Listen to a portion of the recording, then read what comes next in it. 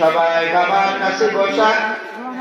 বাবা বলতেছে, আমার সন্তানেরা, আমি বাপ হিসাবে তোমাদের কেমন পিতা ছিলাম?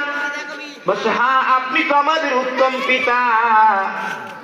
বলতেছে, শুনো, তোমরা যদি আমার মৃত্যুর পরে আমার সম্পদের মালিক হইতে চাও, তাহলে আমার একটা ওসিয়ত মানা লাগবে।